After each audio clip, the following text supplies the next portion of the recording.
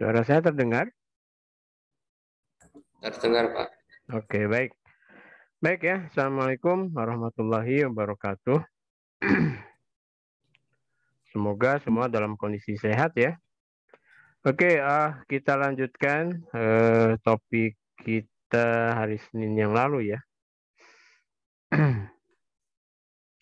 Kita kembali dulu ke lecture 15, ada hal yang penting yang nanti akan kita gunakan ya untuk apa itu namanya topik kita ya selanjutnya di solenoida ya, yaitu terkait apa namanya itu medan B dari lembar arus tak hingga gitu. Nah, maksudnya lembar arus tak hingga itu sebenarnya mirip-mirip dengan muatan dari apa namanya yang luasnya tak hingga gitu ya. Nah, kita ingin menghitung apa namanya eh, medan ya, medan listrik di dekat muatan lembar muatan yang tak berhingga gitu. Ini mirip-mirip juga begitu. Nah, lembar arusnya ini tersusun dari N kabel yang sangat panjang gitu, yang masing-masing membawa arus I gitu. Kalau di sini I-nya itu yang masuk ke dalam ini ya. Sorry, sebentar.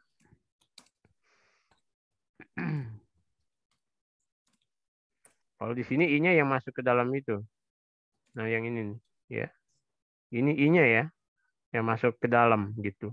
Jadi masuk ke dalam sehingga ini kan bisa kalau Anda pakai kaidah tangan kanan ya, ketika I-nya masuk kan ke sebelah sini ya, sorry, sini ada ya. Nah, ini kan yang di sini ini bisa yang warna biru ini kan jadi arus dari elemen arus ini menimbulkan medan magnet di sini kan ke sini. Kemudian yang mungkin sebelah sini bisa jadi yang sebelah sini nih yang orange itu B-nya ke sini. Jadi warna ini biru ini adalah B ya di titik ini. Kemudian yang putih bisa juga ke sini kan kalau kita pakai kaidah tangan kanan ini lah. Nah, kalau kita perhatikan dari kalau dijumlahkan kan mestinya yang ke arah sumbu X ini akan saling menghilangkan ya kan gitu. Nah, yang muncul nanti adalah ke arah sumbu, ya kalau kita boleh bilang, sorry lagi.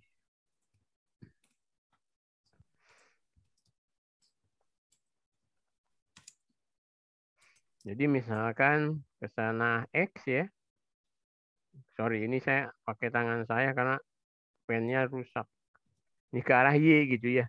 Yang mungkin muncul kan ke arah Y ya, ke arah X-nya, itu akan saling menghilangkan kan.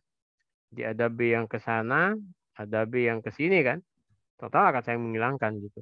Begitupun di sebelah ini ya. Jadi di sebelah kirinya, ini sebelah kanan, sebelah kiri juga gitu. Yang sini kan, yang sini akan ke sana ya kan. Akan ke sana yang kemudian yang sebelah sini juga ya juga ada yang ya ke sana ya. Nah, nanti yang ke arah sumbu X-nya juga akan saling menghilangkan kan. Mesti ke arah sana aja adanya. Sehingga ini dia gitu. Jadi eh ini B itu akan konstan ya ke arah minus Y, yang sebelah sini akan ke arah plus Y kan gitu. Nah, kemudian kalau kita menghitung apa namanya integral hukum ampernya kita terapkan, di mana kita membuat bidang ampere yang persegi ini kan, yang persegi ini gitu. Ini kan kalau DL-nya ini ke sana, ini ke sana, yang ini ke sana, ini ke sana. Sehingga kalau integral B dot DL, B-nya kan ke arah minus Y ya, yang sebelah kanan nih, ke arah ke sini. Sehingga kalau yang sebelah atas ini dan ini akan sudutnya 90. Dia tidak akan menyumbang di integral ini. Sehingga di sini akan, kalau sebelah sini ya, ini akan 0 ya. Sedangkan ini ke sini kan dia sejajar nih DL-nya. Ini ada, oke, kalau saya tuliskan lagi di sini. Ini ke sini ada DL kan, sana. DL ya. Oh, sorry. Gitu ya. Ada DL-nya. Sehingga yang di sini akan B kali W kan gitu. besarnya B dikalikan W itu adalah panjang apa namanya rusuk ini rusuk kubusnya. Ini ke sini W sehingga ini ada B W ya kan ini. Kemudian ini ke sini ini akan nol karena dia DL-nya tegak lurus terhadap B-nya kan jadi nol. Kemudian ini ke sini kan sejajar nih. Gitu ini kan BW juga B kali W. Sedangkan yang ini ke sini jelas akan nol juga karena dia tegak lurus. Sehingga integral lingkaran B dot DL-nya sama dengan 2BW. Nah, kemudian arus yang dilingkupi oleh bidang ampere ini kan berarti ini panjangnya adalah W, N kali W kan. Jadi ini yang dilingkupinya. N-nya itu kabel persatuan panjang, ini arusnya masing-masing I, kemudian ini lebarnya ke sini W, jadi N WI. Nah, sehingga kalau kita masukkan kan mestinya B dot DL mu 0 I kan gitu ya. Sehingga di sini kita bisa menuliskan ini adalah mu 0 I gitu ya. Ya, ya dan kan gitu ya. Sehingga kemudian di sini ada I-nya kita ganti dengan NWI ya kan. Nah, sehingga B-nya akan sama dengan mu 0 NI per 2. Jadi Anda bisa lihat bahwa ternyata medan magnet yang disebabkan oleh lembar arus tak hingga itu di sebelah kanan itu akan konstan ya sebesar mu 0 NI per 2 arahnya ke bawah. Atau kalau Anda lihat di sini dia ke arah minus Y. Sedangkan sebelah kirinya dia akan ke atas ya gitu. Dengan besar sama kan mu 0 NI per 2 ya gitu. Nah, medan magnet yang konstan tadi pada prinsipnya kan bisa di apa namanya itu dihasilkan oleh lembar arus tak hingga gitu loh. Cuman kan sesuatu yang mungkin tak berhingga itu kan agak nggak masuk akal. Nah, dalam praktek biasanya itu dibuat dengan semacam apa ya, solenoida. Jadi kelipatan kumparan kawat ya yang biasanya di kumparan gitu. Kalau Anda lihat induktor itu kawat kalau Anda lilitkan pada misalnya pada apa ya silinder gitu ya, silinder plastik. Nah, maka ketika ujung satu diterapkan ke dan ujung lainnya itu ke beda potensial, maka Anda sudah membuat medan B yang konstan di dalam induktor ini gitu ya. Ini namanya solenoida. Nah, solenoida itu didefinisikan oleh arus I yang mengalir melalui kawatnya yang dibungkus N putaran ya persatuan panjang pada silinder berjari-jari A dan panjangnya L gitu kan. Nah, untuk menghitung B dengan benar, kita harus menggunakan diode Shafat ya dan menjumlahkan medan dari loop yang tadi ya. Nah, jika A-nya itu jauh lebih kecil dari L, artinya apa? Jari-jari dari si solenoid itu jauh lebih kecil daripada panjangnya gitu. Yang jauh lebih kecil itu kan misalnya 0,1 dengan 1 kilo kan jauh lebih kecil kan. Nah, medan B adalah ya urutan pertama yang terkandung di solenoida dan arah aksial ya dalam besar. Kalau Anda pakai kaidah tangan kanan lagi ya. Ketika arusnya misalnya searah jarum jam maka B-nya akan masuk kan. Jadi kalau ini ke sana si I-nya ya, maka B-nya akan masuk kan ke situ kan. B-nya gitu kan. B-nya akan masuk. Nah, untuk menghitung B dari solenoida menggunakan hukum ampere ya, kita perlu membenarkan klaim lagi juga bahwa B di luar solenoida itu akan sama dengan nol. Ini masuk akal ya. Misalkan kan ini I-nya ya, yang tanda cross ini I masuk ya. Ini arus masuk, sedangkan ini arus keluar kan, arus keluar. Ini kalau si solenoida ini Anda potong gitu, Anda potong, maka maka kalau kita lihat ini kalau pakai kaidah tangan lagi ini ketika dia masuk, ini adalah B-nya. B putih ini adalah B karena yang atas ini kan. Satu ke sana. Karena yang nah, kemudian B-nya kan juga konstan kan tadi mu 0 NI per 2 kan. Kemudian yang biru ini B yang akibatkan oleh arus yang keluar tadi. Nah, ini B-nya ke sana. Yang dari biru loh. Sehingga kan di luar jelas ini akan saling menghilangkan gitu. Jadi B di luar itu akan nol. Begitupun yang bawah ya, di atas nol, di bawah juga begitu. Yang ini kan B-nya juga karena yang putih kan ke sini kan. Kemudian yang ini karena yang biru ke sana. Sehingga kalau dijumlahkan juga 0. Sehingga yang ada adalah yang di tengah ini gitu loh. Nah, untuk menghitung ini kita gunakan jadi untuk melakukan ini solenoida tak terhingga tuh di samping dari samping dilihat dari samping ya. Nah, lembaran arus tak hingga kan gitu. Nah, kemudian kita gunakan persis sama ketika kita menghitung E dari apa itu namanya plat kapasitor ya. Ko- eh, ya kapasitor plat dua kapasitor yang positif negatif, maka ketika kita menghitung E di dalam kapasitornya kita hitung di bidang Gauss yang di samping salah satunya kan. Begitu juga ini.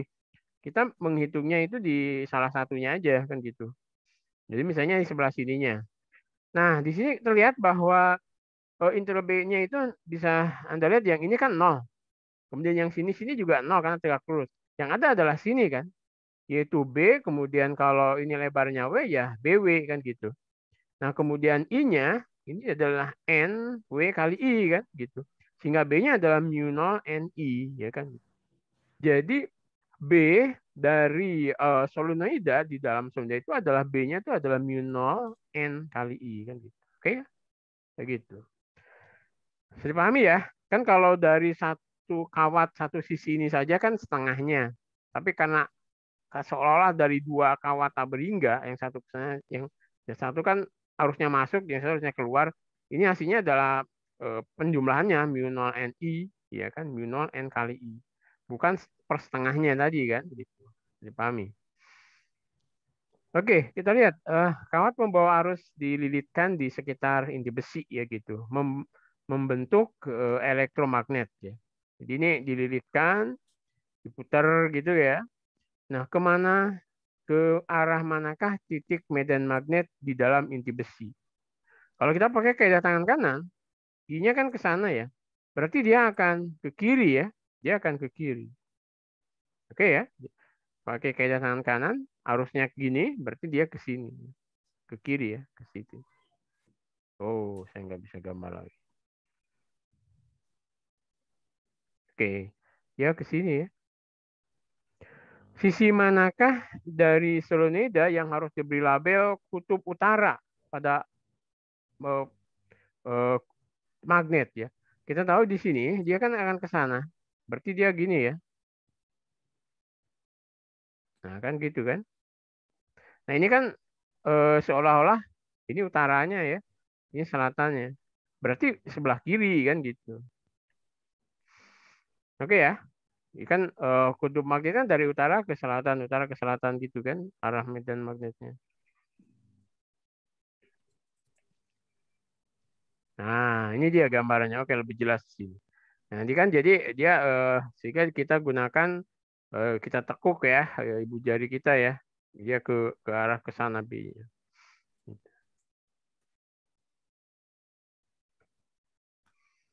Nah, solenoida ya. Jadi ini solenoida tuh seperti ini kan. Jadi ini ada apa arus ya.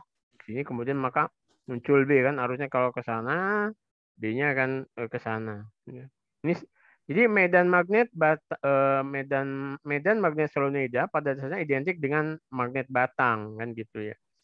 Nah, perbedaan besarnya adalah kita dapat kalau magnet batang ini kan jelas selalu ada ya, ya dia semacam permanen ya medan magnetnya. Tapi dalam solenoida kita bisa menghidupkan dan mematikan tergantung kalau arusnya nggak ada kan jelas B-nya hilang. Kalau arusnya ada jelas ada kan gitu. Nah, gitu ya.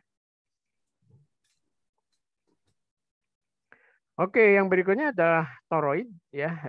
Toroid itu ditentukan oleh N total putaran arus. Jadi ini ada arus ya, arus masuk ya, arus masuk, kemudian kemudian yang ini adalah arus keluar ya, arus masuk, arus keluar sehingga B-nya mengitari ini ya, toroida.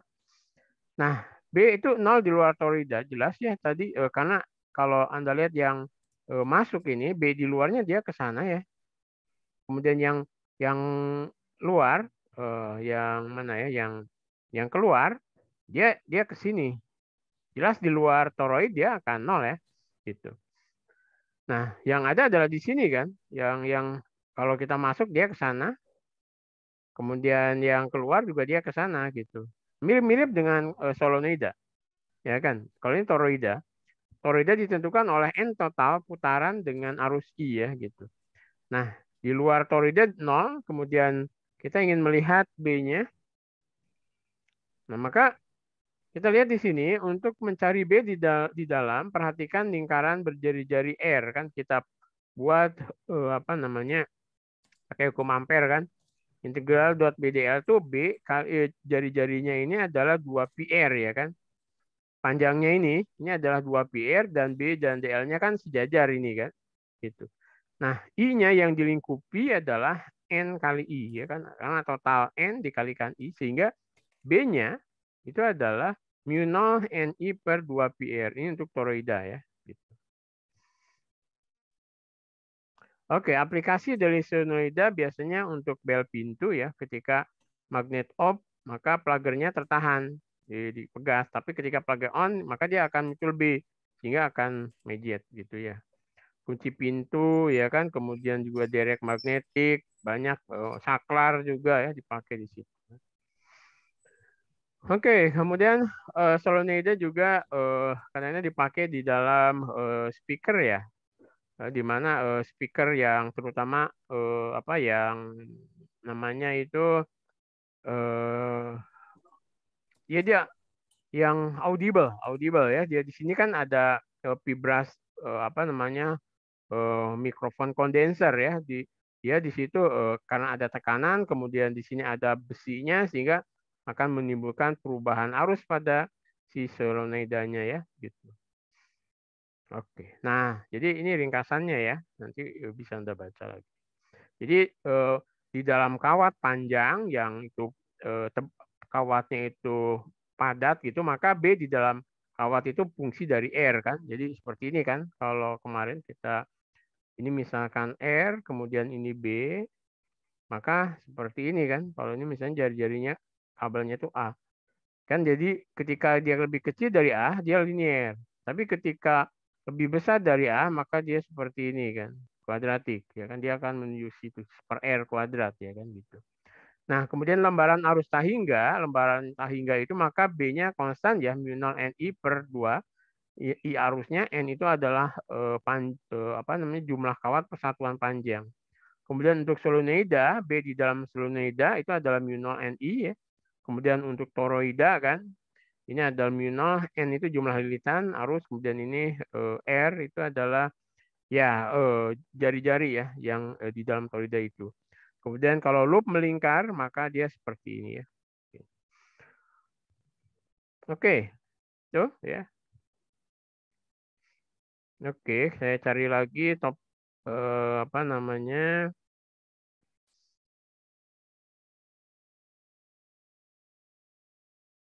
Bentar, saya cari lagi ke tadi 15 ya. Ke Anda sebetulnya juga sudah bisa baca sih di GC ya ada nanti sambil. Oke, yang berikutnya adalah lecture ke-16 ya.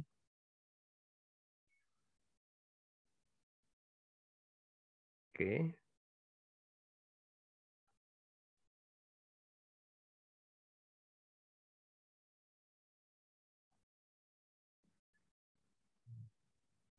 Sudah terlihat? Lihat, Pak. Oke. Ya, yang berikutnya adalah induksi. Ini yang paling penting ya. Jadi induksi atau hukum Faraday ya gitu bahwa nanti perubahan flux pada suatu loop itu bisa menimbulkan GGL ya. Itu yang dipakai prinsip untuk misalnya pembangkit listrik dan sebagainya ya, gitu. Oke. Tinjauan umumnya.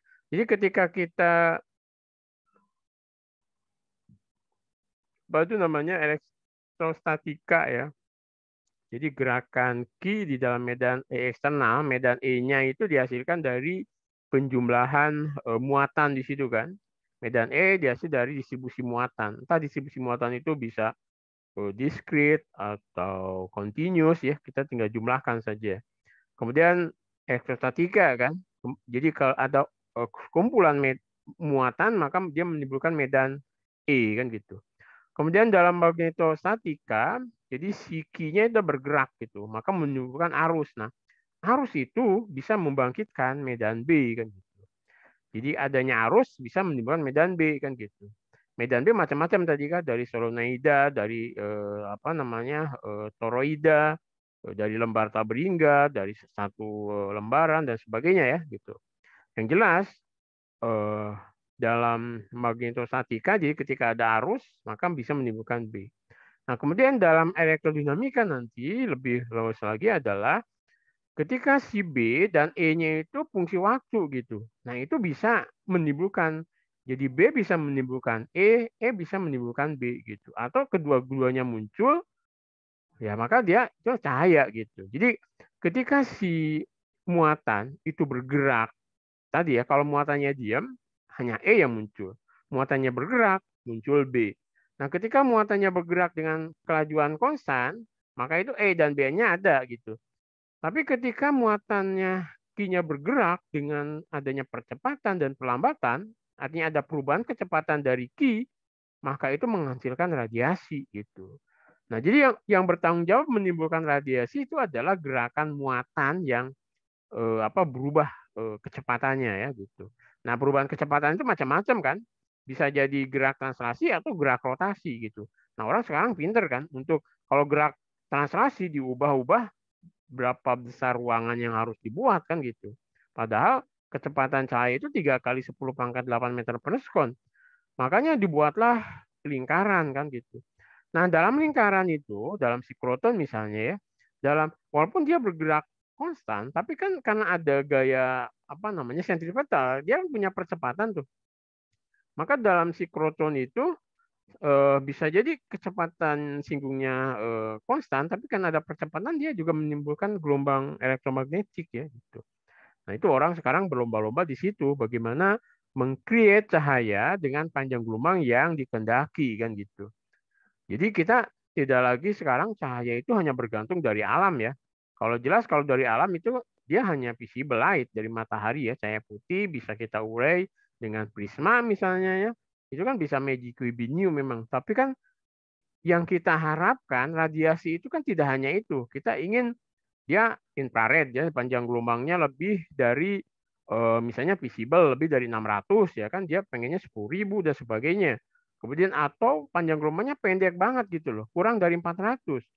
Nah, untuk kita mendapatkan panjang gelombang yang kurang dari 400 atau lebih besar dari 700, disitulah kita perlu ilmu elektrodinamika, bagaimana kita bisa menggerakkan si muatan tadi ya. Muatan itu tidak melulu elektron kan, bisa juga proton gitu loh. Bagaimana mengcreate proton? Mudah sekarang kan.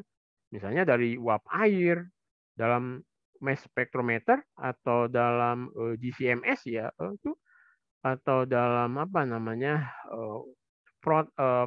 proton transfer ya, ada namanya mass proton mass proton apa gitu. Jadi si protonnya itu dipercepat.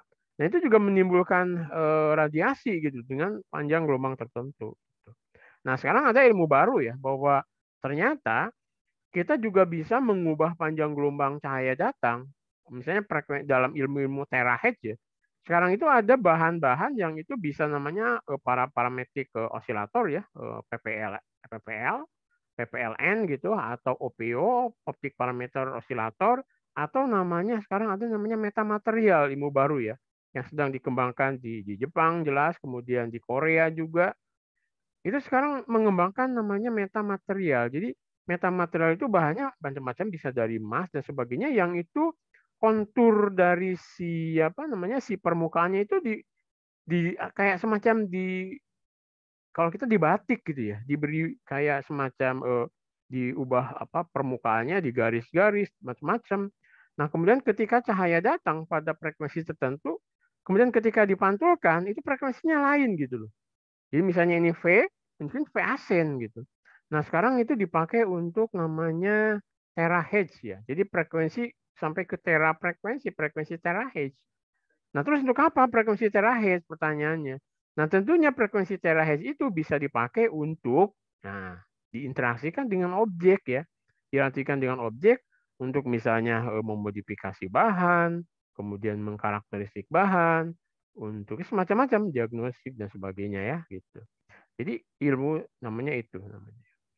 Nah, oke, tapi hari ini kita tidak ke terahes dan tidak juga ke metamaterial. Anda bisa lanjut di cek aja di Google ya tentang metamaterial, kemudian tentang terahes dan sebagainya.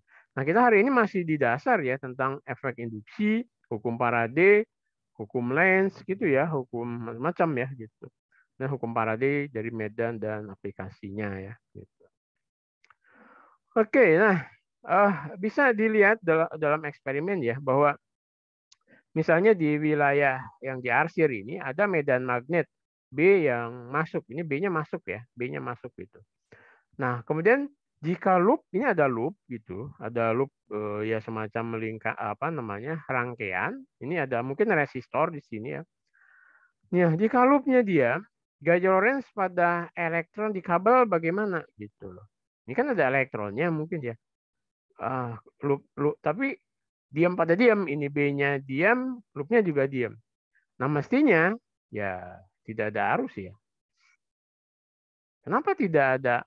Ya tidak ada gaya gaya Lorentz nggak ada karena si muatan di sini. Jadi dia lagi diam ya gitu. B-nya juga B-nya ada tapi ininya diam ya tidak ada arus gitu. F-nya 0 karena gerakan muatan tidak ada ya. Nah, kemudian kalau si ini ditarik gitu. Ketika ditarik ya ternyata akan muncul ada arus ya. Ada dalam eksperimen itu ketika ditarik ke sana itu ada arus yang ke searah jarum jam ya. Kok tahu? Ya karena dalam eksperimen itu akan ada arus ke sana gitu. Nah ternyata nanti kita lihat ini hukum Lenz ya. Jadi ketika B-nya itu flux namanya. Jadi yang bertanggung jawab di sini adalah flux.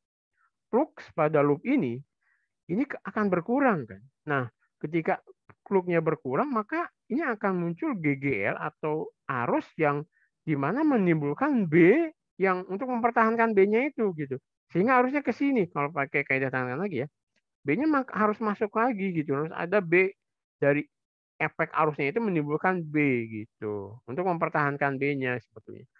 Nah, singkat cerita macam-macam itu ternyata juga untuk mempertahankan kekekalan dari energi sebetulnya. Ya, jadi ketika ini ada perubahan, maka untuk mempertahankan perubahan itu muncul efek lainnya gitu loh. Seperti itulah ya. Jadi muatan di kawat semuanya mengalami gaya ya P cross B ke atas yang berada di segmen akhir menghasilkan arus searah jarum jam kan gitu. Nah, ini contoh induksi lainnya adalah Michael Faraday melakukan percobaan sebelumnya dan beberapa lainnya. Jadi bisa jadi loopnya diam, tapi B-nya yang diubah, B-nya ditarik gitu. Gerakan magnet ini jadi ini juga akan di sini ke sini. Nah, berarti kan dia juga akan mengurangi. Arusnya juga sama gitu. Jadi gerakan magnet bukan lingkarannya. Di sini tidak ada gaya Lorentz, tetapi masih ada arus yang sama gitu. Nah, ternyata itu yang bertanggung jawab nanti adalah ya, ini juga relativitas ya. Jadi ada penurunan B akan muncul I sebanding dengan perubahan B terhadap waktu gitu. Nah, namanya induksi gitu. Nah, jadi efek induksi itu seperti ini kan kalau jadi ada kumparan ya. Ini ada kumparan A, kemudian ada kumparan B gitu. Nah, prinsip ini juga yang sekarang dipakai untuk kalau charger tanpa harus dicolokin ke sumber listriknya. Mungkin ada kan sekarang HP-HP yang chargernya itu tidak harus dicolokin gitu loh. Nah, maka ini juga pakai arus induksi sebetulnya, efek induksi ya. Jadi ketika ada perubahan saklar, kan saklar kalau ditutup, maka di sini akan muncul perubahan medan magnet ya. Nah, perubahan medan magnet ini akan dirasakan oleh B. Gitu. Jadi ketika saklar ditutup atau dibuka yang tiba-tiba, maka si B akan muncul gerakan arus. Tapi kemudian arusnya tidak terus gitu enggak, tapi gitu ada perubahannya. Nanti Anda coba aja di search di internet tentang arus induksi atau efek induksi dari arus ya. Jadi ketika di A itu ada perubahan arus, maka di sini juga muncul gitu. Nah, arus pada kalau kemudian arusnya lama-lama stabil, nah di sini arusnya akan nol gitu. Jadi ketika ada perubahan arus di B mungkin ada arus juga. Tapi ketika arus di kumparan ini lama-lama stabil gitu, konstan, Di sini jadi 0 gitu ya. Nah, kesimpulan bahwa arus terinduksi dalam loop ketika gitu terjadi perubahan medan magnet yang melaluinya.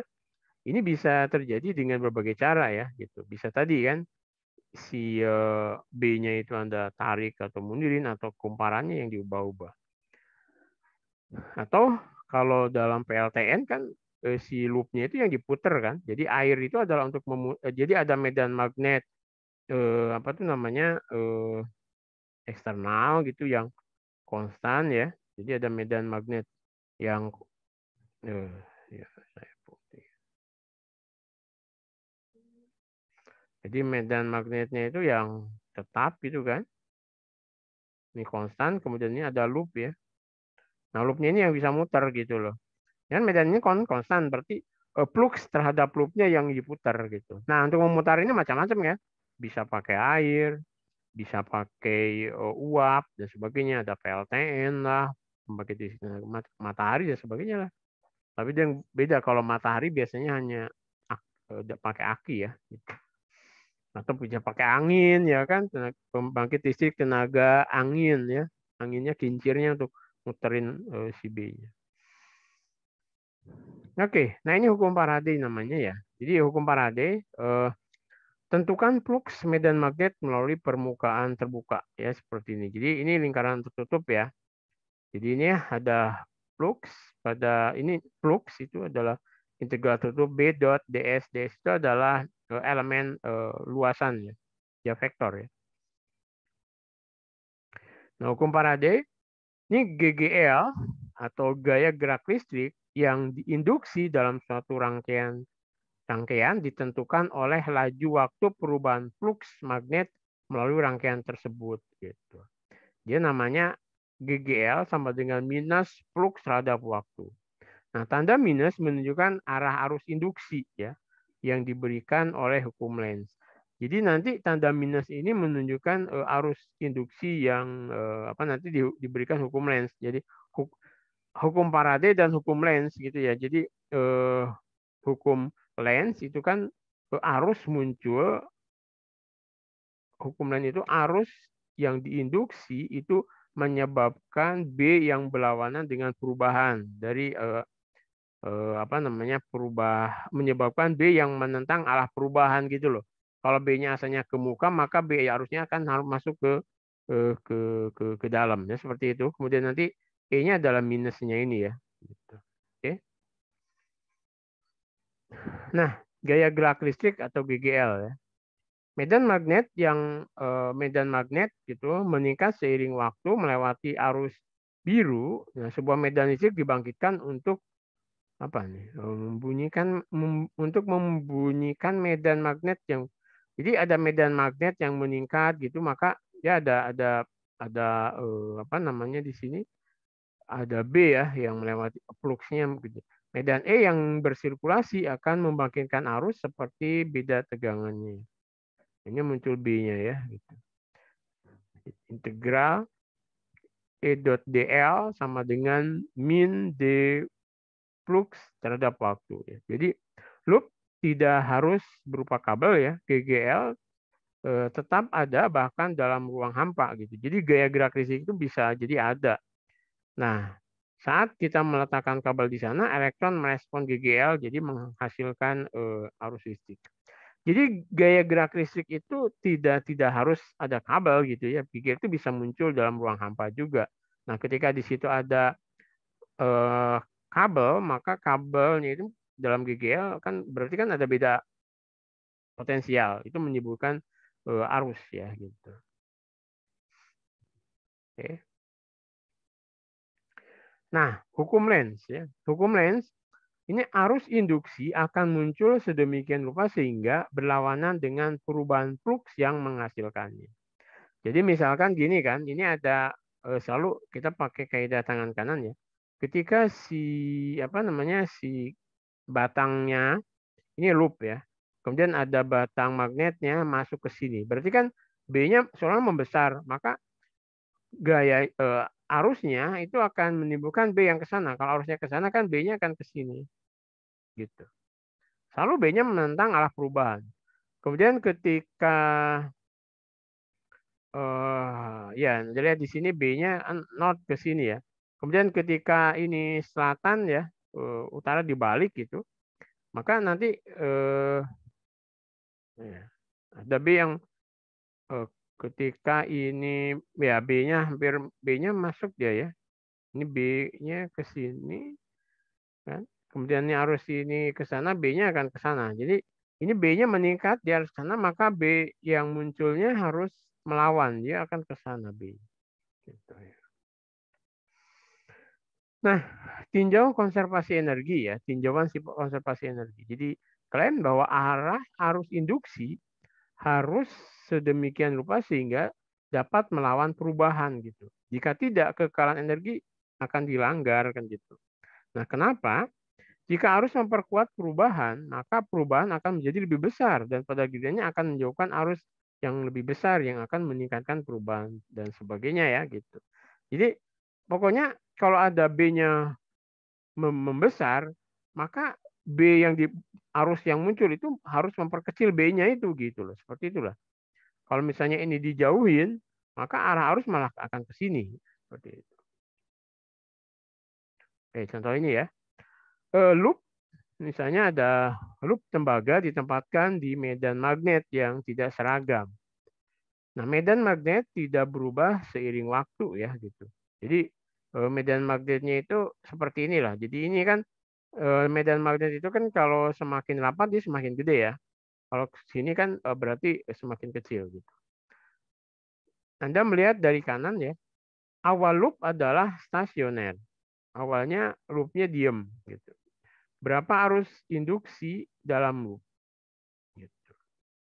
Ya mestinya ini nol ya. Kenapa? Ya karena tidak ada perubahan flux ya pada loop ya kan gitu. Tidak ada perubahan flux pada loop ini. Nah kemudian sekarang loopnya bergerak ke kanan. Loopnya bergerak ke sini. Berarti di situ B-nya akan membesar kan. Nah maka kemana arahnya? Harus ada arus yang itu menimbulkan B-nya mengecil gitu. Berarti ya harus ke sini. Kalau ke sana arusnya ke sini berarti melawan ke sana. Berarti searah jarum jam ya. Searah jarum jam gitu. Harusnya harus ke sini kan. Sehingga B-nya akan ke sana melawannya. Arah jarum jam. Gitu, ya kan? Ya, B-nya menghasilkan B yang ke sana. Oke, saat loopnya tidak bergerak, kan flux melalui ring tidak berubah. Jadi defluxivitynya 0, sehingga tidak ada GGL yang diinduksi dan tidak ada arus.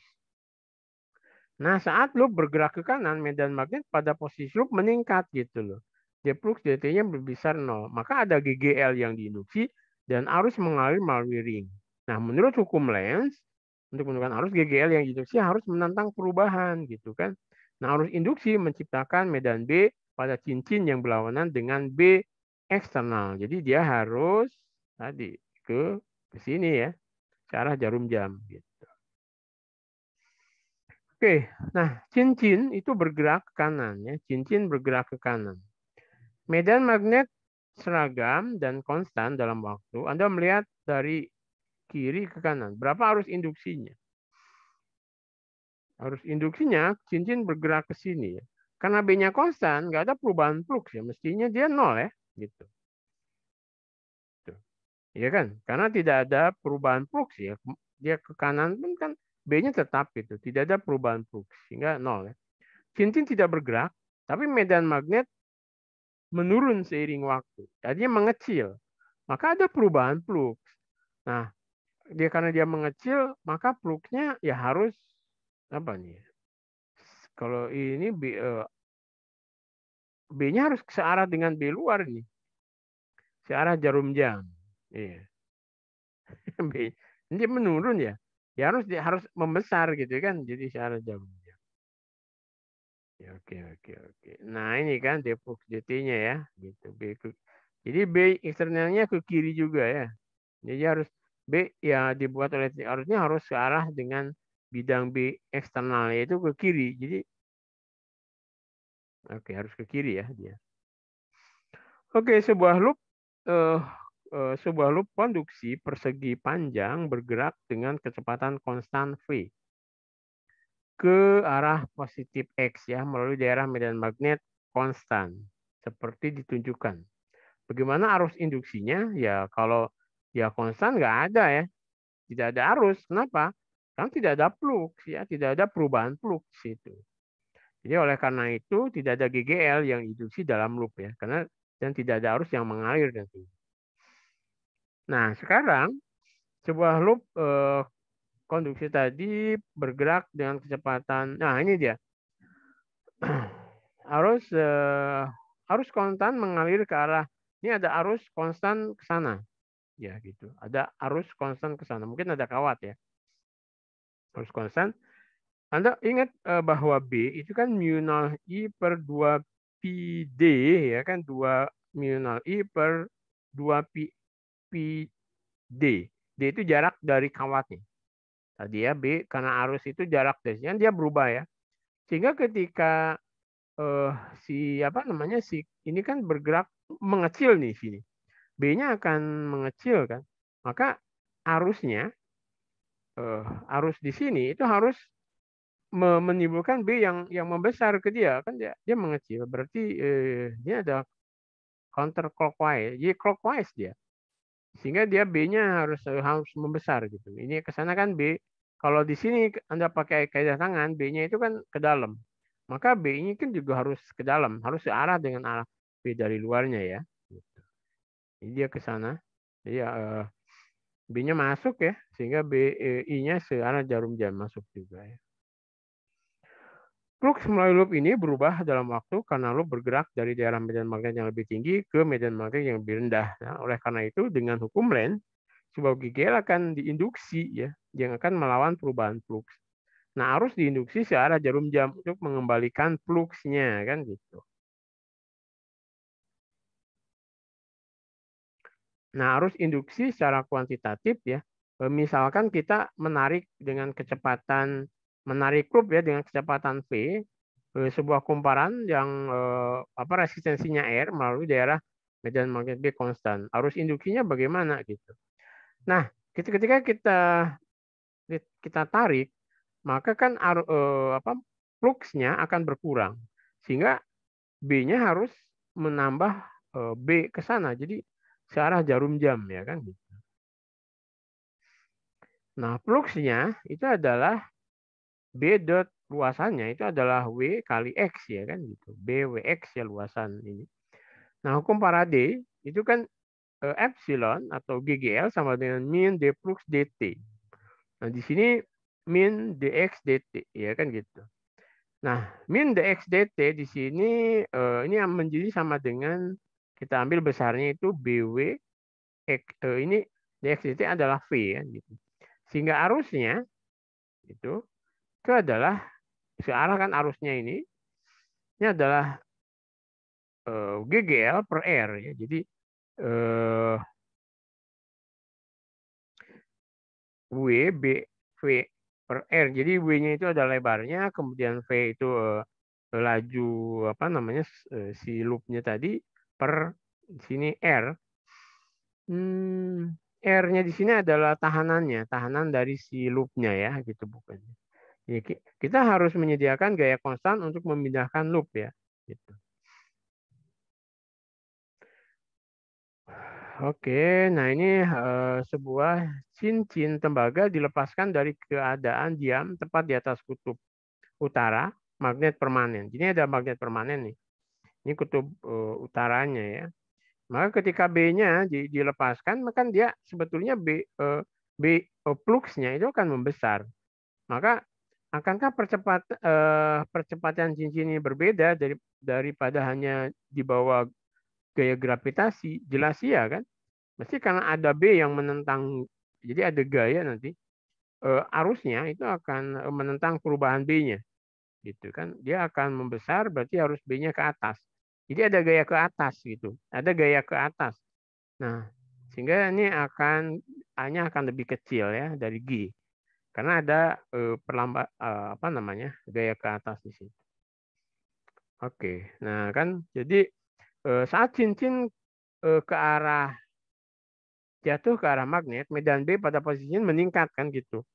Nah, arus induksi itu berlawanan dengan medan B yang meningkat, sehingga medan B akibat arus induksi berlawanan arah ya. Jadi ke bawah dengan medan B eksternal ke atas ya gitu. Biasanya kan ke atas, ini harus ke bawah.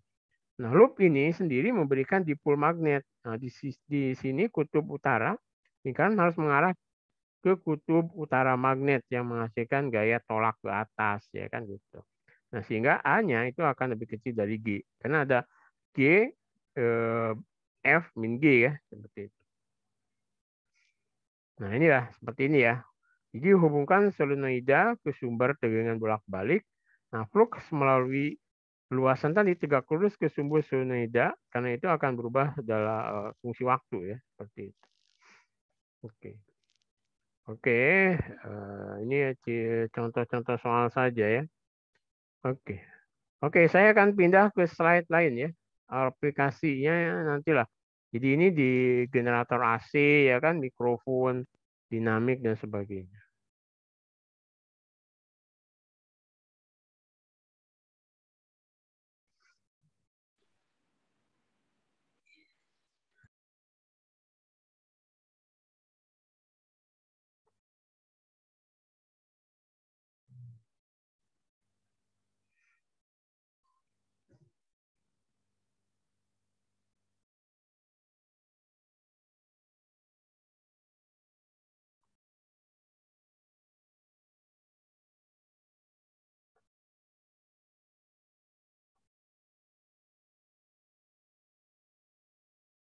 Oke. Oke. Nah, sekarang kita masuk ke induksi ya, ke induksi diri ya dan sirkuit RL ya.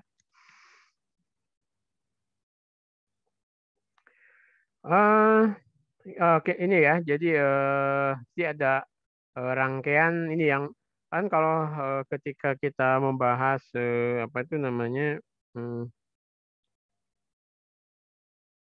kapasitor ya, kapasitor itu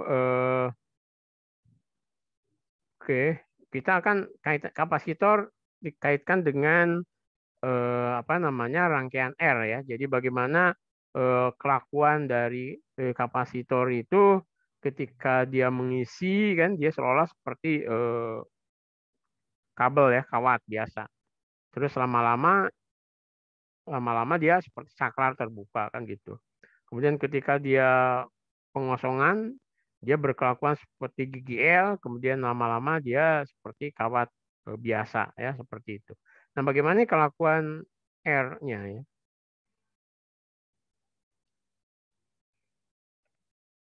Oke. Nah, ini ya yang tadi kita tahu bahwa induktansi bersama, jadi arus induksi dalam suatu koil ketika arus diubah maka ini akan berubah ya di sini ya. Kita dapat menggambarkan efek ini secara kuantitatif ya dalam hal induksi timbal balik flux ya gitu. Oh, oke. Ini ada catatan M. Ini kan M itu adalah kesimetrian. Jadi ini adalah flux AB per IB per flux BA per IA ya. Gitu. Nah, perubahan arus dalam loop ini jadi perubahan arus dalam loop A itu akan mengubah flux pada perubahan B pada A. Nah, perubahan ini akan menyebabkan perubahan flux pada B. Nah, kemudian karena perubahan flux pada B itu menginduksi arus di dalam B yang melawan perubahannya kan gitu. Loop B itu menghasilkan medan B yang juga akan melawan adalah perubahan pada B di A kayak gitu. Ya saling menginduksi ya gitu. Ya, disebut dengan induksi diri.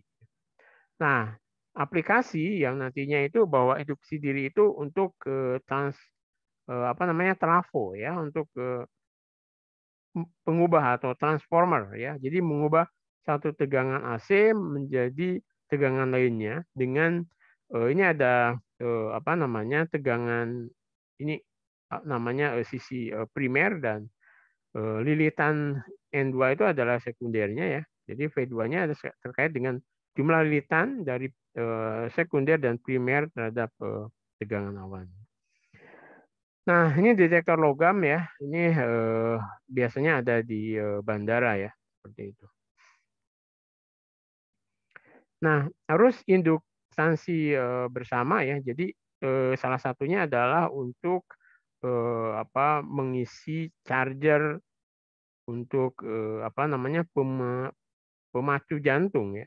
Anda bisa bayangkan kalau pemacu jantung itu tidak diisi dari luar, maka setiap saat orang harus dibedah ya. Sehingga kalau bisa si pemacu jantungnya itu bisa diisi itu dari luar gitu loh. Jadi pemacu jantung ini itu diisi dari luar gitu, di charge-nya dari luar. Bukan kemudian diambil lagi ya jantung orang ya, beleh gitu ambil charger dulu kan bahaya banget gitu. Sehingga diisi dari dengan induktansi diri ya. Nah, induktansi diri ya gitu. Jadi perhatikan loop ini yang mungkin R-nya itu hambatannya anggap saja hambatannya itu 0 gitu. Nah, ketika saklar ditutup arus mulai mengalir ya. Nah, jadi arusnya akan mulai mengalir. Nah, oleh karena itu medan magnet dihasilkan pada area yang dikelilingi oleh loop ya gitu. Oleh karena itu flux loop meningkat dengan meningkatnya arus gitu. Nah, jadi faktor arus menyala dengan kecepatan seperti yang dihasilkan di sini ya. Jadi perubahan arus terhadap waktunya sama dengan perubahan flux ya. Ini ada perubahan beda potensial antara A dan B. Nah, induktasi diri itu mengubah arus melalui loop yang menghasilkan GGL yang melawan loop yang sama ya. Nah, induktasi diri seperti ini ya. Jadi medan magnet yang dihasilkan oleh arus dalam loop ditunjukkan sebanding dengan B itu sebanding dengan I. Gitu. Nah, oleh karena itu flux juga sebanding dengan arus. Gitu. Jadi flux sebanding dengan arus. Nah, kita mendefinisikan konstanta kesebandingan antara flux dan arus itu dengan L. L itu sering disebut dengan induktansi. Ya. Nah, penggabungan hukum Faraday memberikan GGL yang disebabkan oleh arus kan. GGL hukum Faraday itu minus D flux dt atau fluxnya itu kan sama dengan LI. Sehingga ini min L DI dt. Jadi hukum Faraday itu GGL induksi ya, GGL yang induksi ketika ada perubahan flux itu seperti ini gitu. Jadi GGL induksinya adalah minus L DI dt. Nah, contohnya gini ya. Jadi dua potong sederhana kawat A dan B dibentuk menjadi loop yang hampir lengkap ya. Nah, ujung longgar setiap loop tersambung ke baterai yang identik. Diasumsikan loop memiliki resistensi total yang sama dan bahwa mereka tidak saling bersinggungan lah gitu sehingga. Nah, loop mana yang memiliki flux terbesar melaluinya? Anggap loop memiliki arus yang sama di dalam. Nah, ingat bahwa flux itu sebanding dengan arus ya, dan sebanding dengan R. Nah, berarti kan yang semakin ingat kembali B loop atau B medan B dari loop itu sebanding dengan mu0/2R. Nah, area dari luasan itu PR kuadrat. Nah, sehingga flux itu kan integral B dot dr, B dot ds, ds itu luasan ya. Nah, sehingga flux itu meningkat terhadap R gitu kan. Jadi bisa Anda lihat di sini B/2R, kemudian jadi flux itu sebanding dengan R. Semakin jari-jarinya lebar, dia fluxnya semakin besar ya. Jadi loop mana yang memiliki induktansi diri terbesar? Nah, lihat induktansi diri L itu D flux per tadi kalau kita lihat L itu flux per I ya. Yang ini kita lihat induktansi diri itu L sebanding dengan flux. Nah, ketika fluxnya besar ya L-nya besar sehingga ya sama ya. Jadi arusnya kan sama. Jadi LA sama dengan lebih besar daripada LB. Nah, induktansi diri ya. Jadi induktor itu satu set kumparan yang dalam beberapa geometri, misalnya solenoida gitu. Nah, kemudian dapat dihitung dari geometrinya sendiri jika perangkat dibangun dari konduktor dan udara yang mirip dengan plat kapasitor. Kita bisa lihat nanti bahwa ternyata L itu juga ditentukan oleh geometri ya. Bukan ditentukan oleh flux dan arusnya ya. Gitu. Nah, jika bahan tambahan misalnya inti besi ditambahkan, induktansi akan meningkat seperti halnya kapasitor kalau disisipi oleh bahan dielektrik, maka kapasitansinya juga akan meningkat. Jadi begitupun dengan induktansi diri ya nanti atau induktor. Jadi induktor itu kalau disisipi bahan itu akan meningkat ya induktansi diri, induktansi. Nah, satuan L itu adalah Henry. 1 Henry itu 1 Tesla meter kuadrat per ampere. Nah, model dasar induktor adalah solenoida panjang. Jadi induktor itu solenoida yang panjang, sama seperti sepasang plat paralel dalam kapasitor. Kita tahu dalam kapasitor itu kan C kapasitas dari satu kapasitor itu ditentukan oleh luasan dan juga jarak antar platnya. Nah, begitu juga nanti si L itu juga ditentukan oleh LR dan jumlah lilitan ya. Nanti kita lihat. Nah, solenoida panjang ya. Jadi ada solenoida perhitungnya solenoida panjang, ada N lilitan, jari-jarinya R, panjangnya L. Ini B. Kalau kita lihat B-nya kalau arusnya ke sini, harusnya ke sini ya, searah jarum jam misalnya. Sorry. Nah, maka B-nya akan ke sana. Nah, jika L-nya, R-nya itu jauh lebih kecil dari L, kan B dari solenoida akan sama dengan mu0 N, kemudian ini L, ini I. I itu ada arus yang mengalir di kawatnya ini ya, N lilitannya. Nah, jika lilitan tunggal, satu buah lilitan itu hanya PR kuadrat, maka elemen fluksnya adalah B kali A kan. Ini adalah mu0 NIL PR kuadrat kan gitu. Nah, kalau ada N buah lilitan, maka flux totalnya itu adalah N kali flux elemen fluksnya tadi ya. Berarti ini akan jadi N kuadrat L, kemudian I PR kuadrat. Nah, induktansi dari solenoida kemudian dapat dihitung sebagai ini. L, induktansi solenoida sama dengan flux dibagi I kan. Sehingga ini sama dengan mu0 N kuadrat L PR kuadrat. Nah, kan jadi induktansi dari suatu lilitan kawat yang lilitannya jumlah lilitannya N, kemudian panjangnya L dan jari-jari apa namanya lingkaran dari solenoidanya tadi itu adalah R, maka induktansi solenoidanya adalah ini kan. Jadi N per L kuadrat L PR kuadrat. Kalau Anda lihat ya ini N. Jadi dia sebanding dengan R dan berbanding terbalik dengan L ya. Dia sebanding dengan N kuadrat ya kan gitu. Nah, kita lihat di sini, oke, jadi ini ya, ini L sebanding dengan ini ya, mu0 N L kuadrat L PR kuadrat. Tinjau dua induktor yang ditampilkan ya di sini.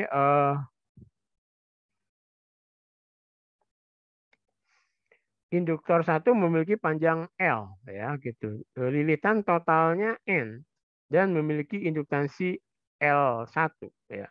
Kemudian induktor 2 itu memiliki panjang 2L, lilitan totalnya 2N dan memiliki induktansi L2. Bagaimana hubungan antara L1 dan L2? Nah, kita bisa lihat, ingat tadi bahwa induktansi itu sebanding dengan N kuadrat, kemudian berbanding terbalik dengan L kan gitu. Nah, kita bisa tahu ada kemungkinan kan L2 akan lebih besar daripada L1 karena fluksnya akan lebih banyak gitu loh. Iya kan? Nah, kita lihat L2-nya akan lebih besar dari L1. Kita lihat untuk menentukan induktansi diri, ya induktansi diri L ini kita perlu menentukan flux ya B yang melewati kumparan saat arus I mengalir. Ya, L adalah flux B per I. Nah, untuk menghitung flux, pertama-tama kita perlu menghitung medan magnet yang dihasilkannya kan. B sama mu0 N per Li. Nah, kalau dari sini yang flux 1 kan lilitannya N, panjangnya L. Nah, flux 2 lilitannya 2N, panjangnya 2L. B-nya sama sebetulnya kan, B1 dan B2 sama gitu. Besar medan magnet yang ada di dalam solenoida itu sama gitu. Jadi B mu0 N I N per L kali I. Harusnya kan sama gitu. Tapi kenapa L-nya berbeda gitu? Ya karena jumlah fluksnya ternyata yang berbeda ya.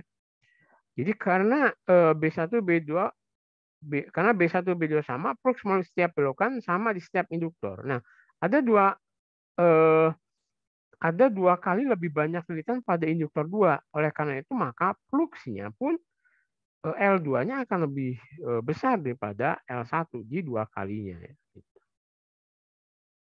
Oke. Nah, ini ya induktor dalam seri biasanya dijumlahkan seperti resistor ya. Seperti resistor tapi agak berbeda dengan konduktor ya, hati-hati. Jadi kalau induktor itu dirangkai seri, maka L efektifnya atau ekuivalennya sama dengan L1 plus L2. Dan kalau induktor itu dipasang paralel sama seperti resistor dia kan, seper L efektifnya seper L1 plus seper L2 dan seterusnya. Nah, induktor di sirkuit ya. Jadi induktor di sirkuit. Nah, jadi terhubung ke sumber. Ini awalnya induktor berperilaku seperti saklar terbuka. Jadi awalnya induktor itu berperilaku seperti saklar terbuka. Kemudian ini Anda harus hati-hati dengan karakteristik dari kapasitor ya. Jadi ini induktor, kemudian kapasitor. Tapi sebenarnya Anda bisa berlogika juga ya. Jadi kalau induktor itu, jadi kalau induktor ini awalnya berperilaku seperti saklar terbuka. Nah, setelah waktu yang lama, induktor berperilaku seperti kawat yang ideal, gitu ya. Kan kalau terhubung ke sumber, kalau kapasitor itu kan awalnya seperti kabel biasa, lama-lama seperti saklar terbuka, kan gitu. Ini berbeda ya. Kemudian saat terputus dari sumber, awalnya induktor berperilaku seperti sumber arus. Kalau kapasitor dia berperilaku seperti GGL, ya gitu. Nah, setelah waktu yang lama, induktor berperilaku seperti saklar terbuka. Nah, kalau si kapasitor lama-lama dia akan berperilaku seperti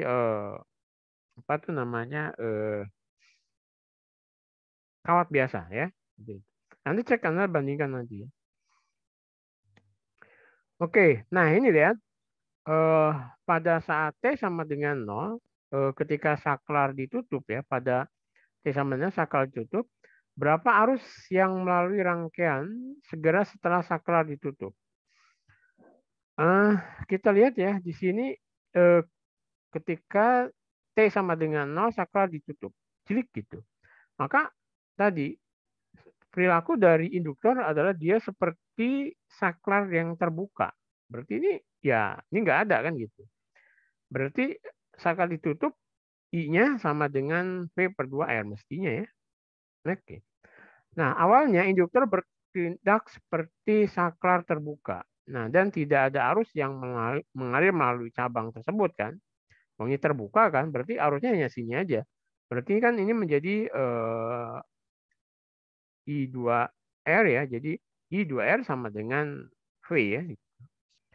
Berapa arus yang melalui rangkaian setelah lama saklar ditutup? Nah, ketika ini lama saklar ditutup, maka ini L itu berperilaku seperti kawat ideal ya, seperti penghantar ideal. Berarti dia ada shortcut ke sini sehingga ini akan nggak ada, sehingga I-nya akan sama dengan V per L. Oke ya, seperti itu. Nah, setelah waktu lama, induktor bertindak seperti kabel yang ideal dan tidak ada penurunan tegangan di atasnya ya. Karena itu resistor yang sejajar dengan induktor tidak memiliki arus yang mengalir melaluinya kan. Nah, semua arus dalam rangkaian mengalir melalui induktor gitu. Oke. Nah, ini ada lagi ya. Pada T sama dengan 0, saklar dipindahkan dari posisi B ke A. Ceprot dari sini, ceprot ke sini ya. Seperti yang ditunjukkan di sini. Berapa nilai arus I tak berhingga setelah lama saklar dipindahkan? Nah, setelah lama saklar dipindahkan, ingat bahwa lama-lama si L ini bertindak seperti apa namanya kawat ya, seperti kawat ya kan, seperti kawat biasa. Berarti ya kita berhingganya ini E/2R ya kan gitu.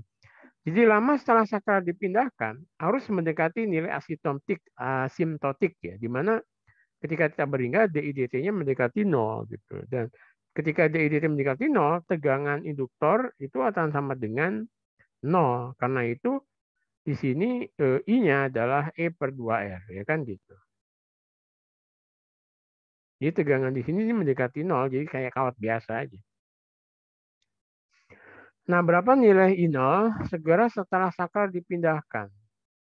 Segera setelah saklar dipindahkan, ya, dia seperti saklar terbuka sebetulnya kan. Berarti I0-nya adalah 0 ya. Jadi I0-nya adalah 0. Jadi ketika seolah seperti saklar terbuka ini menjadi seperti saklar terbuka ya. Tepat setelah saklar dipindahkan, laju perubahan arus sebesar mungkin ya gitu kan menjadi. Nah, induktor membatasi DIDT agar awalnya sama dengan epsilon per L ya. Nah, agar awalnya sama dengan epsilon maka arus di sini harus 0 gitu. Nah, cara lain adalah saat saklar dipindahkan arus mencoba menghasilkan medan B yang sangat besar. Nah, kemudian ada perubahan besar dalam flux ya melalui kumparan GGL. Nah, GGL dihasilkan untuk melawan ini awalnya tidak ada arus yang mengalir melaluinya dan tidak ada penurunan tegangan di situ ya. Nah, setelah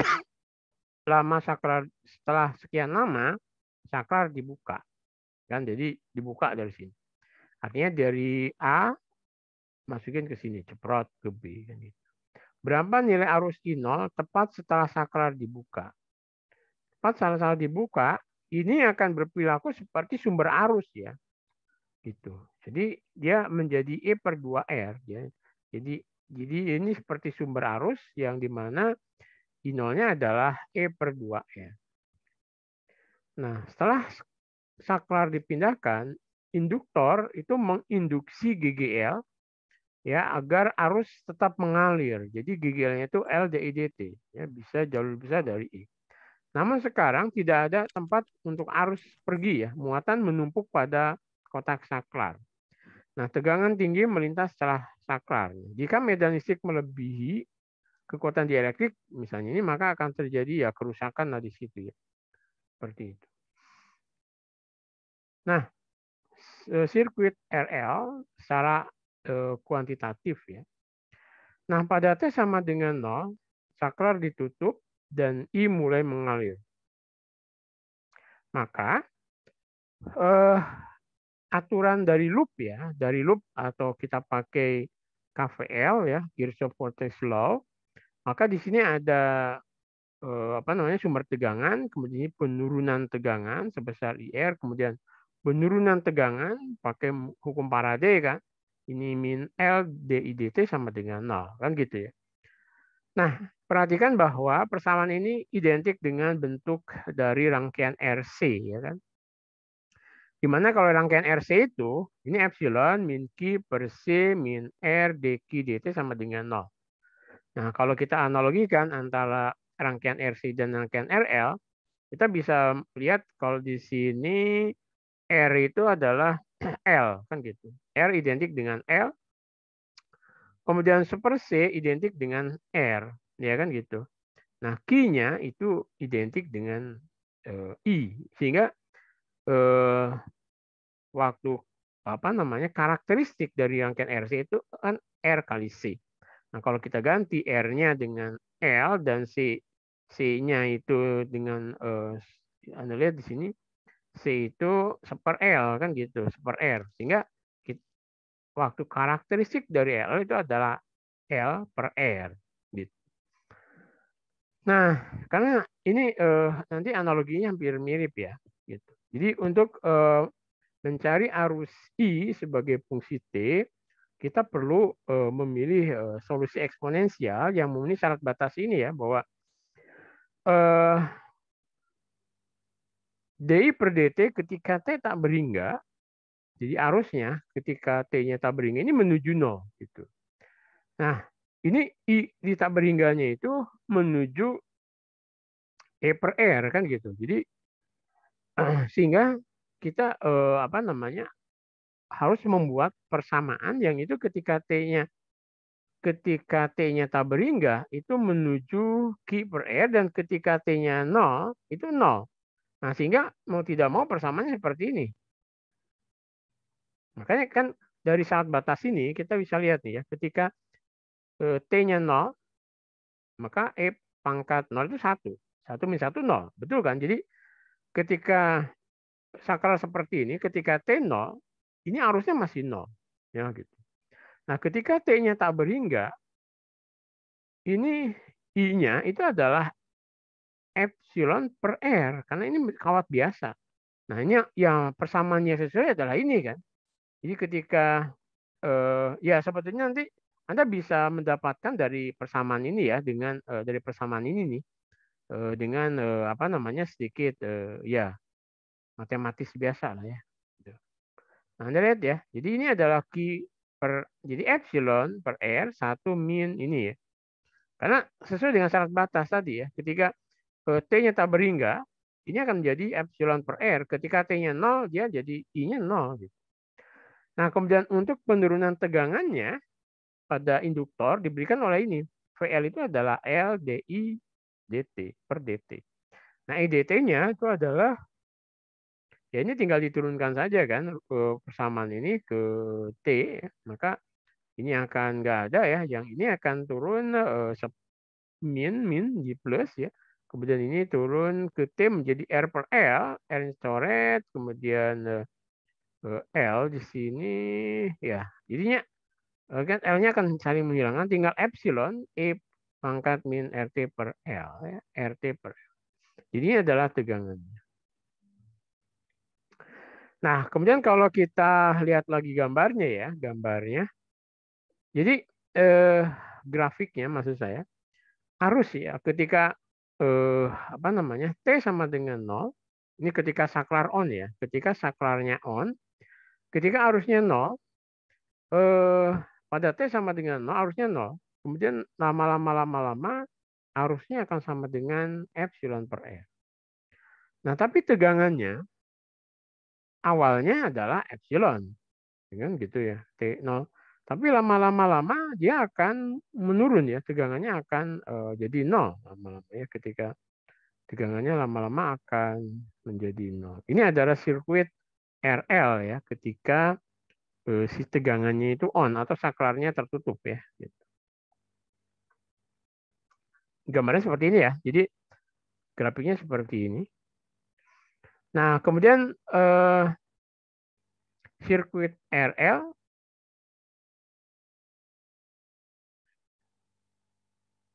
ini, oh sebentar. Yang tadi ini tegangan ya.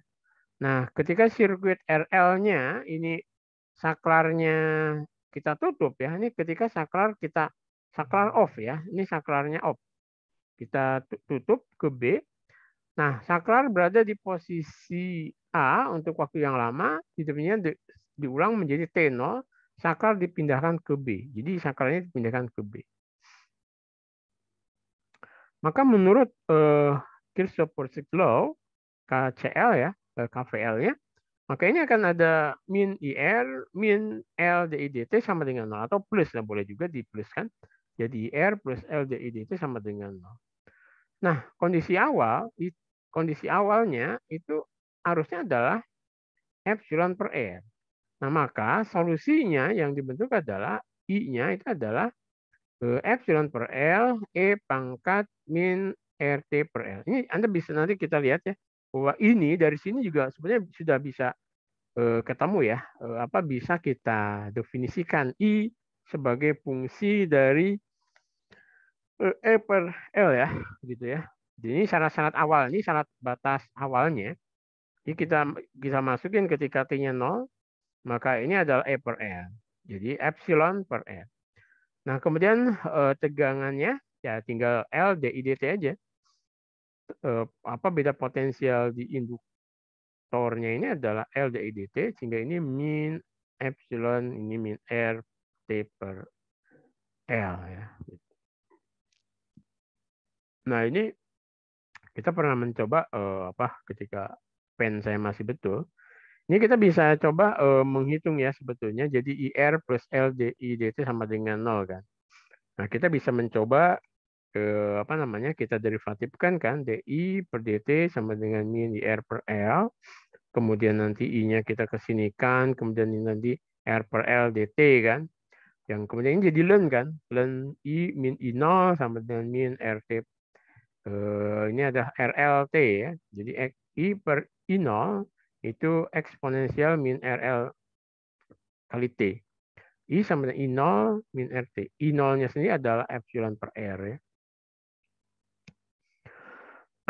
Nah, jadi sirkuit RL ketika kita putuskan dari sumbernya, maka gambarnya seperti ini jadinya ya. Jadi arusnya, jadi ketika T0, ini arusnya adalah epsilon per R. Ingat epsilon di sini adalah GGL-nya ya. Gitu. Terus lama-lama dia akan di theta berhingga dia akan 0 ya arusnya. Nah, kemudian tegangannya ketika T sama dengan 0, tegangannya adalah minus. Ya, minus ketika ya minus epsilon, ya kan minus epsilon. Tapi lama-lama dia akan menjadi 0 ya. Atau disebut dengan kalau di pelepasan arus. Kalau di rangkaian RC itu pelepasan muatan ya gitu. Nah, jadi kita bisa menggambarkan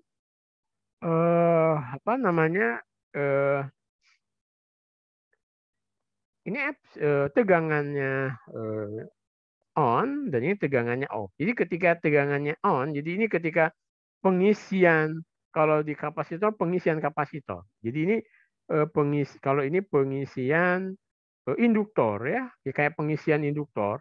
Jadi arusnya akan dari 0 menjadi ada lama-lama penuh. Nah, kemudian tegangannya dari di epsilon kemudian jadi 0.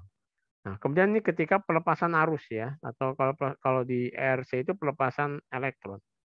Asalnya epsilon per R terus lama-lama menuju 0. Nah, tegangannya dari minus epsilon mendekati 0.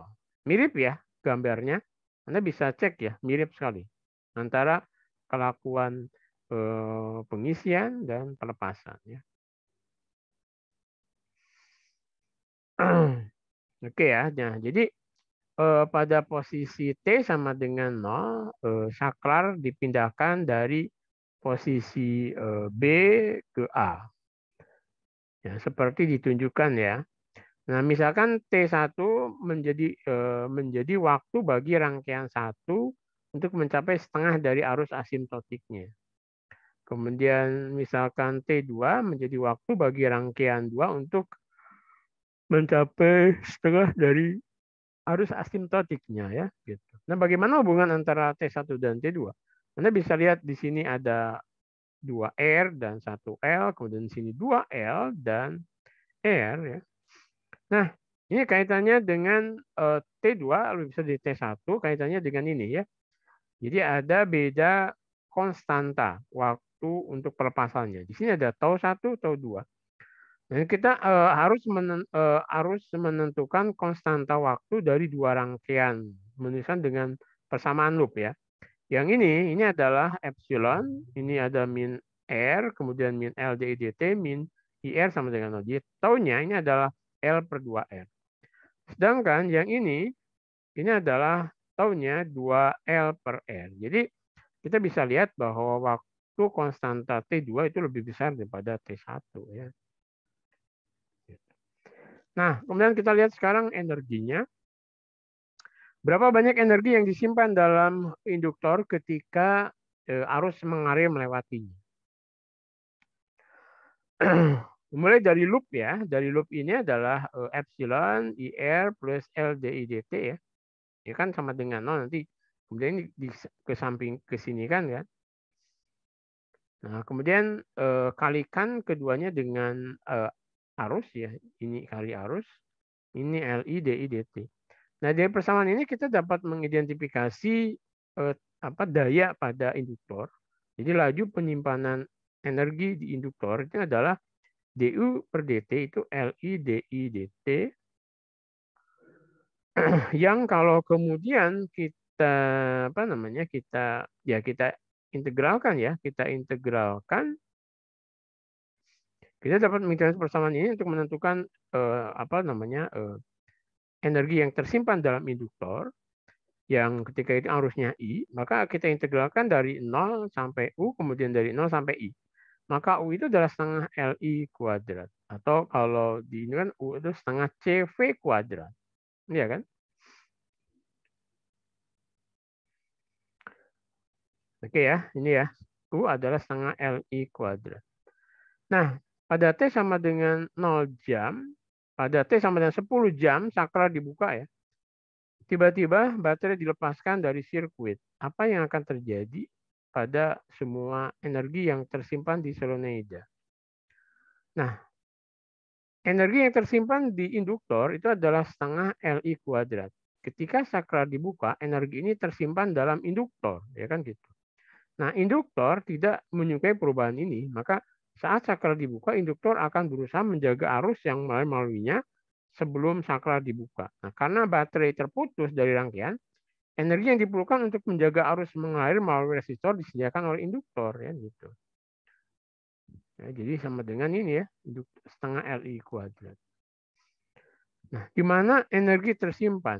Nah, ini klaim yang tanpa bukti bahwa energi disimpan di dalam medan magnet ya, itu sendiri gitu. Kalau di di kapasitor itu kan disimpan di medan elektrik ya, di E ya. Sedangkan kalau dalam induktor itu tersimpan dalam medan magnet sendiri.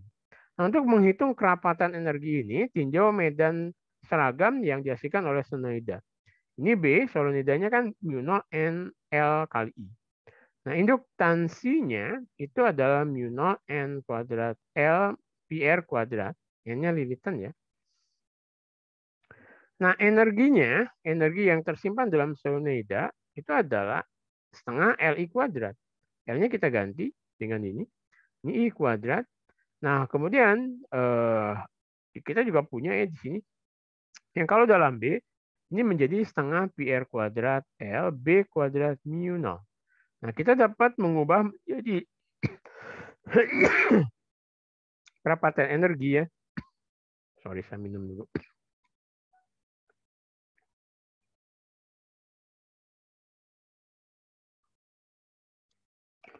Membaginya dengan volume, maka rapat energi yang tersimpan dalam induktor itu adalah setengah B kuadrat mu 0. Ini mirip-mirip dengan setengah C E kuadrat kalau dalam plat kapasitor. Ya? Nah, masih ingat kan? Jadi rapat energi tersimpan dalam kapasitor itu setengah C E kuadrat. Sedangkan ini adalah setengah B kuadrat per mu 0. Ya. Jadi memang energi tersimpan dalam medan magnet yang muncul di situ ya. Kalau dalam plat kapasitor kan energi tersimpan dalam medan elektrik yang dikungkung oleh plat kapasitor tersebut. Kalau induktor ya B yang tersembunyi di situ ya. Oke, kita sudah sampai ke ringkasan ya bahwa induktansi diri itu adalah L flux B per I ya. Induktansi diri untuk solenoida adalah ini. Kemudian ini kalau diserikan, ini kalau diparalelkan, kemudian ini energinya ya. Dan energi yang tersimpan dalam medan magnet itu adalah ini ya. Oke, jadi kuliah kita hari ini cukup ya sampai chapter 17. Nah, nanti minggu depan adalah minggu terakhir itu chapter 18, 19, 20 kita menuntaskan ini. Anda bisa baca ya untuk ringkasan dan dari slide kuliah bersamanya dari dosen lainnya ya. Oke, saya stop sharing sambil nunggu yang bertanya. Saya ajukan lagi absensinya. Silakan ya, kalau mau ada yang tanya atau yang belum absen. Permisi Ya, Pak, izin bertanya. ya silakan Mas. Terkait UTS itu materinya sampai ini tadi apa tuh? Sampai ada tambahan lagi Pak. UTS sampai minggu depan. Kan minggu depan masih masuk sekali lagi, Mas. UTS Iya, iya itu Pak. sampai lecture ke-20. Kalau di slide saya yang di JC itu sampai slide 20. Atau kalau di slide kuliah bersama itu sampai slide minggu ke-7. Itu kan di Google Classroom itu kan sudah ada saya tempelkan itu bahan kuliah yang semester tahun lalu ya. Itu sampai lecture ke-20 atau lecture bersama itu sampai ke slide PPT minggu ke-7 ya. Gitu.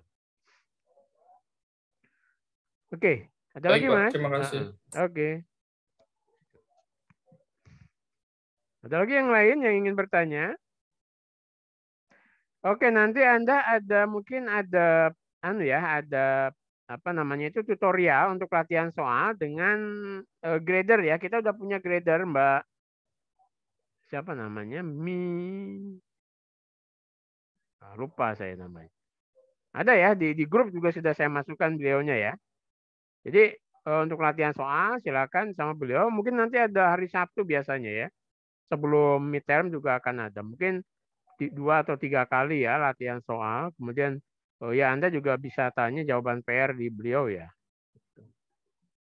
Dan hari ini saya sudah memberikan PR terakhir ya, PR ketiga ya. Nanti PR-nya hanya 3 kali ya. Gitu.